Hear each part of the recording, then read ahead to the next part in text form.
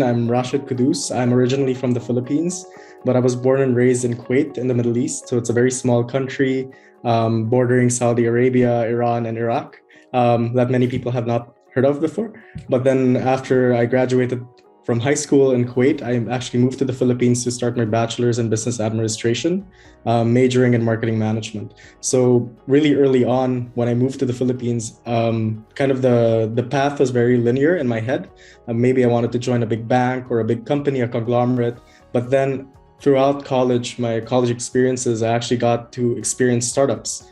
And then I kind of realized, okay, maybe startups are actually the right environment for me to work in and to operate in. The way that they're structured, or the lack of structure, actually, this kind of this kind of unstructured environment really helps me in ideating and working with other people, collaborating with them. So right after my bachelor's degree, I actually went into a startup as well. So it was a hospitality e-commerce startup where I was traveling the Philippines, negotiating with the top hotels and resorts, getting their rooms, and then also advertising these rooms on our platform so that other customers can buy them at a discounted rate. So this kind of early e-commerce experience for me was very pivotal, because then I kind of realized, okay, maybe this is a career path that I would want to stick with, staying with startups.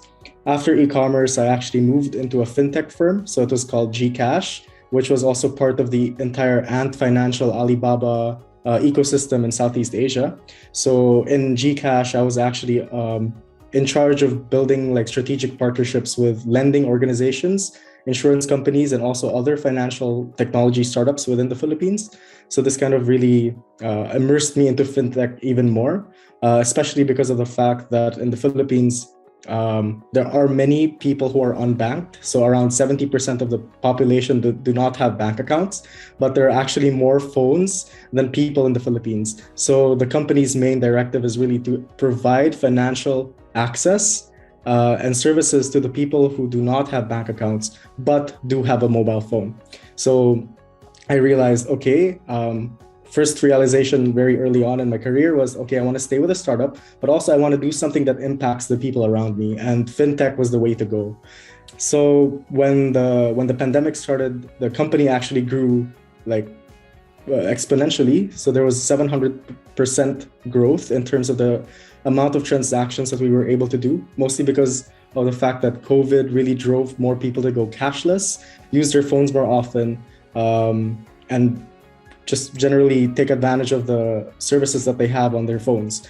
So when COVID started, I kind of also realized that, okay, maybe I would also want to expand the environment that I operate in. So I started looking at different master's, postgraduate programs within Europe and other countries as well. So it was a really long and lengthy kind of search journey for me. So it started off with some master programs in Barcelona and Madrid, eventually moving to Lille in France, Antwerp, Utrecht in the Netherlands, and then finally landing in Berlin with the ESMT. And I really do believe I made the right choice in choosing Berlin, and the ESMT, of course, mostly because of the fact that Berlin is continental Europe's biggest startup hub and fintech hub. So that was a natural stepping point for me moving into the future. So I did that application summertime last year. Last year, so 2020. And then that slated me for a departure from the Philippines in the fourth quarter of 2020 as well. And ever since arriving in Berlin, I've been really enjoying my time here, getting to know more about the city, the diverse people that live here, and then around Germany as well, the culture, of course. And of course, professionally, I've gotten myself, so this summer in 2021, I was in a dental technology startup called Plus Dental. So it's one of Europe's biggest med tech firms in terms of the funding that they've received. And then right now, I actually got back into fintech, insurtech more specifically with Sincere. It's a Allianz and Microsoft startup where they basically digitalize and innovate insurance processes for insurance providers in emerging markets.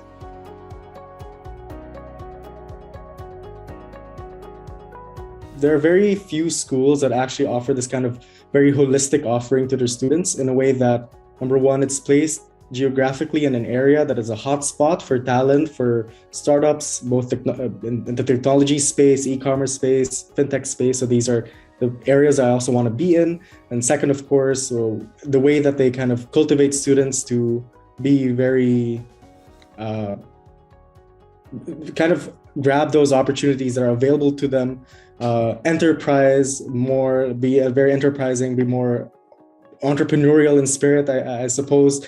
Of course, the third one, the social impact component. That's actually also a very integral part of the MIM program in itself with a social impact project. So it's basically a 1 to 2 month kind of project that every MIM student has to undergo at the final year of their postgraduate program, where they basically become consultants for an NGO anywhere around the world and kind of provide that valuable insight to these NGOs in the way that they can transform their operations or their organizations.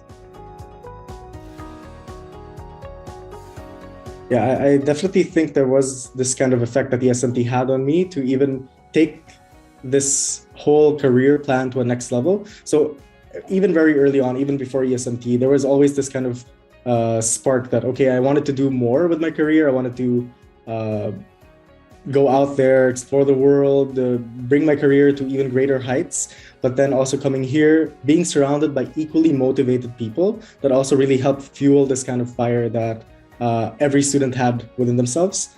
So the fact that everything that you learn in class, you can also then apply into real world challenges at work, or with, for example, a social impact project or consulting projects. And then the people that you also meet in class or within the networks of ESMT, incredibly diverse, incredibly motivated. They also help you in that regard. So yeah, I totally agree that it did have an incremental effect on my whole career.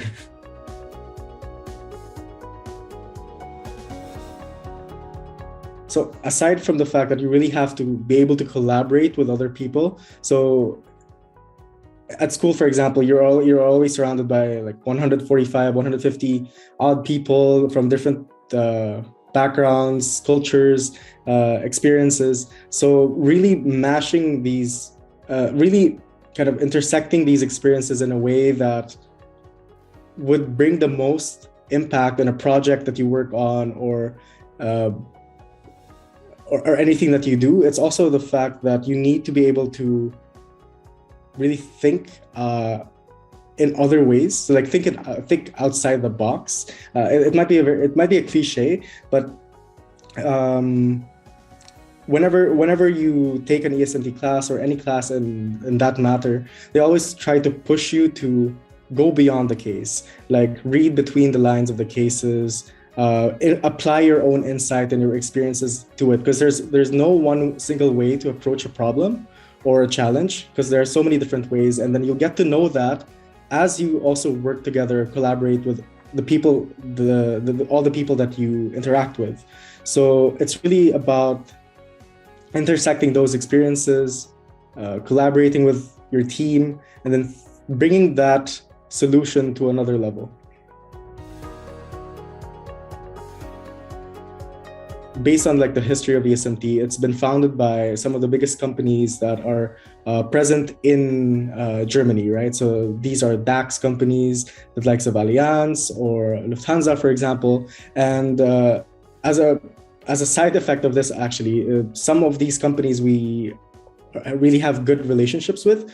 For example, one of the companies I work for right now, Sincere, is a startup of Allianz. And basically, the people that are there are very familiar with ESMT, have worked with ESMT students before, working students, and even one of the directors is from ESMT. So that actually helps quite well. So it's funny to talk about like our shared experiences with the professors that they might have attended the lectures of like some 10 odd years ago or whatnot. So that's one of the ways, but also every single year, as the cohort and the alumni grows even bigger and more diverse, ESMT tries to get connected with even more startups that are based here in Germany and other conglomerates as well. So in a geographic sense, this is, I think, one of the best benefits for it, because you're in an area that has a lot going on in terms of like the startup ecosystem, the fintech ecosystem. So you got to be where the action happens.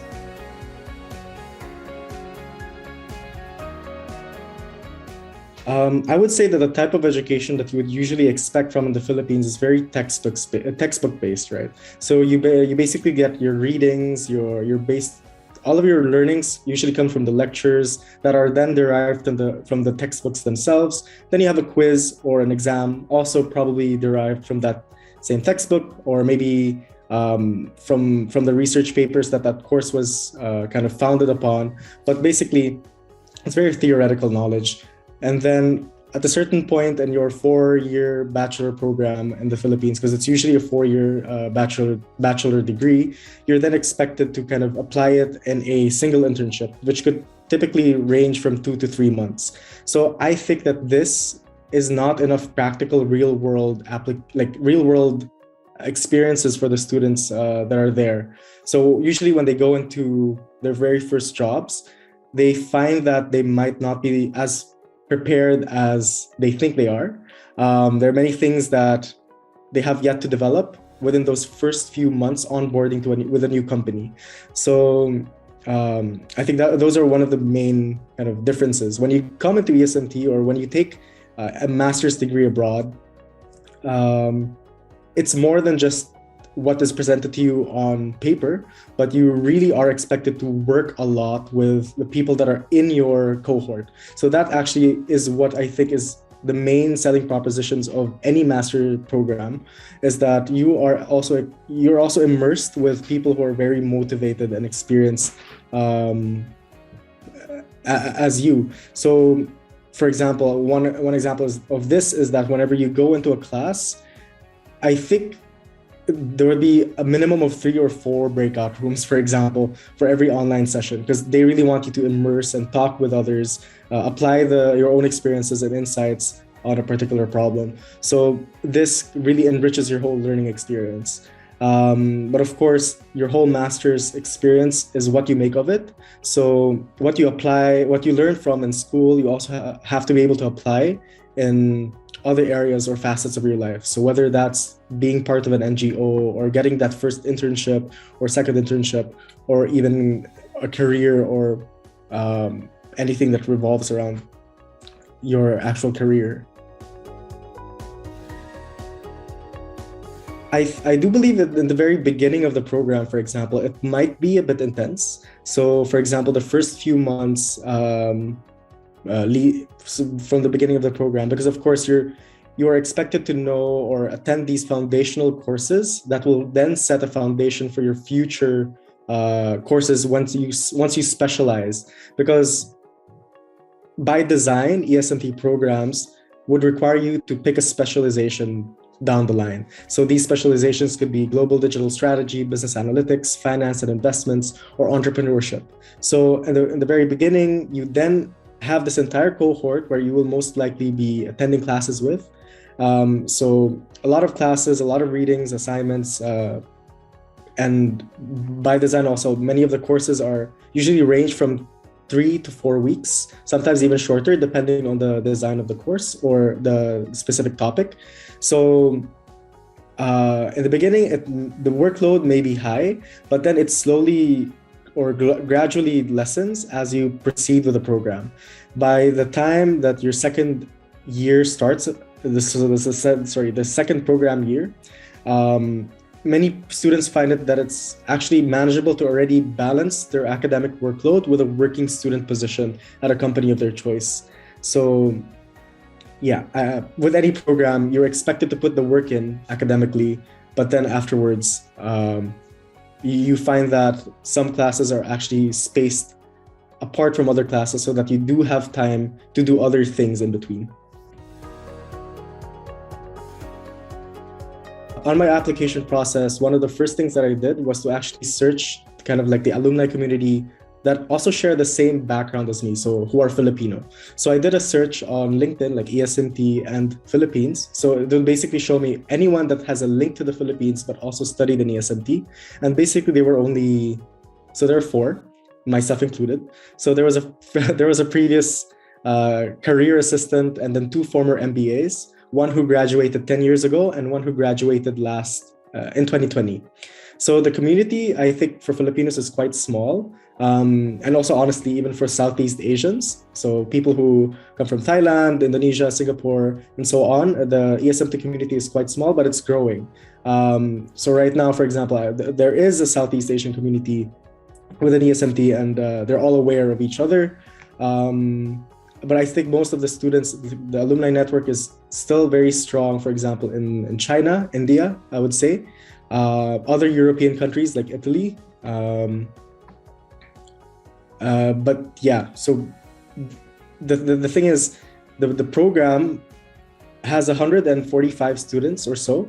And these 145 students, they all stem from 45 other countries. So there would be some countries that are underrepresented, but there are also some that are represented quite well, like Germany and Italy, for example. So I would say that the network is growing every year, but also ESMT is quite a young and new school. Comparing it with other kind of business schools that are also in the Financial Times list, for example, of top business schools, it's probably one of the youngest ones there. So it's expected also that the network isn't as big, or the alumni network isn't as big. I think very early on, I was very skeptical of the whole experience. Of course, like moving to a whole new continent alone, starting a new program, going back into studies. There were a lot of questions and what ifs at the very end. Like, when I graduate, would I be able to find a job? Where would I be?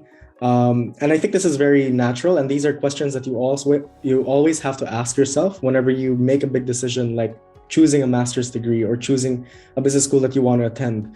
But I really feel like these are also some valuable steps that you want to take if you want to go or take your career to another level.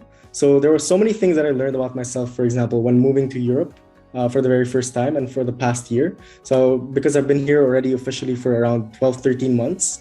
So actually living alone, independently, building my own kind of support network here, my own professional network from scratch, especially in a country where I don't really speak the main language. So this was a whole new different experience for me. So I think one of my main advices for anyone considering an ESMT application or the ESMT Masters in Management program is that you really have to be able to make the most out of your whole experience. So it isn't enough that you graduate with an ESMT degree, but once you're actually here, it's really important for you to invest some time into building these support networks, these professional relationships and networks in Berlin, in Germany, or wherever you go. It's also really important that you actually apply all of the learnings that you gain from business school into the projects that you have. So whether these include your extracurricular activities, your internships, or your career, that is really important.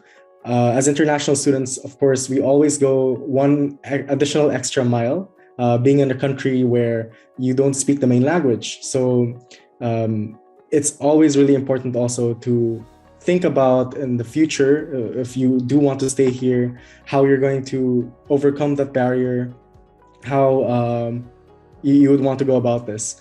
But definitely it's been quite an experience for me, living and moving into Europe, whole new experience. It's a whole new continent, living independently, building these networks and professional relationships.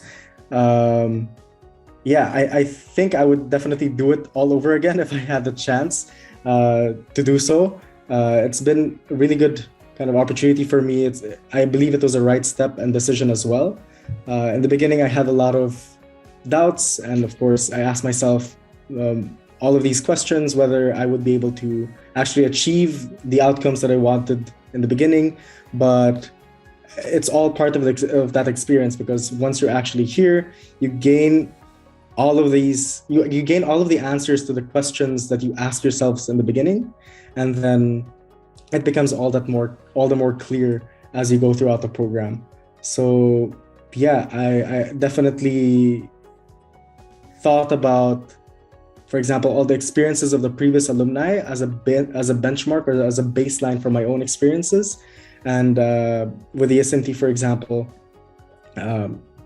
many of the alumni quite liked the whole experience and where their careers actually headed after the program. So I felt like I was reassured with that, and I'm quite happy.